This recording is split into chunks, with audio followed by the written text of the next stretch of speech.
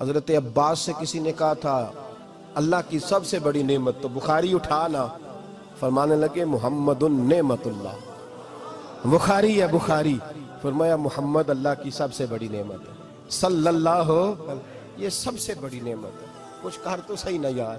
ایک مجھے کہنے لگا نہیں وہ 9 ربیع الاول کو آئے تھے، تو میں نے کہا 9 کو میلاد مناؤ، کوئی مسئلہ نہیں، 9 کو میلاد مناؤ، کوئی مسئلہ ہی نہیں، ہم تو سارا سال مناتے ہیں، بس 9 کو مناؤ نا بھائی۔ کون کہتا ہے عید نہیں ہم کہتے؟ میں نے کہا چلو جشن میلاد کہہ لیا کرو، میلاد ہی کہہ لو، یہ کہہ لو تم نے خوشی منانی ہے تو محفل میلاد کہہ لو، نہ عید کہو، عیدیں 2 ہی ہیں۔ میں نے کہا نہیں وہ بھی تیری غلطی ہے، میرے نبی نے کہا ہر جمعہ میری امت کی عید ہے۔ اور قرآن پاک پڑھ، قرآن پاک پڑھ۔ حضرت عیسیٰ کہتے تھے یا اللہ جب تو من و سلوہ نازل کرے گا وہ دن ہمارے لیے عید کا دن ہوگا۔ اور سیاستہ پڑھ، حضرت عمر کہا کرتے تھے جس دن دین مکمل ہوا یوم اکملت، جس دن دین مکمل ہوا یوم اکملت لکم، یہ آیتیں نازل ہوئی تو فرمایا وہ دن ہمارے لیے عید کا دن تھا۔ یہودی ہمیں کہتے تھے یہ آیتیں ہم پہ آتی تو ہم عید مناتے، یہ بھی تیری غلطی ہے کہ عیدیں 2 ہی ہیں۔ رب جب بھی کسی کو دید کرائے وہ عید کا ہی دن ہوتا ہے، وہ عید کا ہی دن ہوتا ہے بھائی۔ ہمارے لیے سب سے بڑی عید یہ ہے، اس لیے کہ باقی عیدیں اسی عید کا صدقہ ہے صلی اللہ تعالی علیہ۔ تو عید میلاد النبی پہ اظہار مسرت کرنا، خوشی کا اظہار کرنا، خوشی کا اظہار کرنا، یہ تو ایمانی تقاضا ہے، یہ تو روح کا تقاضا ہے، یہ تو اندر اچھلتا ہے۔ شریعت جتنی ہمیں اجازت دیتی ہے اتنا ہم کرتے ہیں، اور کوئی میلاد کی محفل میں کوئی ایسا کام نہیں ہوتا جو شریعت سے ٹکراتا ہو۔ پہلے کیا ہوتا ہے؟ تلاوت، منع ہے قرآن پڑھنا۔ دوسرا کیا ہوتا ہے؟ اتنا درجہ ہے نعت کا، اب تو نہ نعت پڑھنے والے رہے نہ سننے والے رہے، دونوں میں ہی کمی ہے۔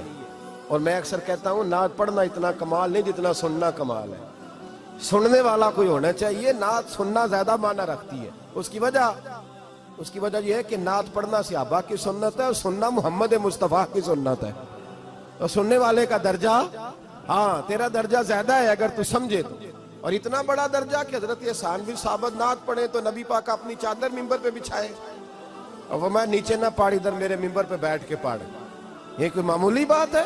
رسول اللہ کی نعت سننا، بلغ العلا بے کمال ہی کشفت دجا بے جمال ہی حسنت جمیع۔ شیخ سعدی کہتے ہیں 3 فقرے لکھے تو چوتھا ہوتا ہی نہیں تھا، میں سو گیا، بڑا پریشان تھا کہ چوتھا فقرہ نہیں بن رہا۔ بلغ العلا بے کمال ہی کشفت دجا بے حسنت جمیع، چوتھا لکھا نہیں جاتا تھا، نیند آ گئی، میری آنکھ لگی تو محبوب کا دیدار ہوا۔ حضور نے فرمایا پریشان پڑے ہو؟ میں نے کہا محبوبہ 3 لکھے ہیں چوتھا بن ہی نہیں رہا۔ حضور نے فرمایا چل سنا نا مجھے، یہ چھوٹا نعت پڑھنا کوئی چھوٹا کام ہے؟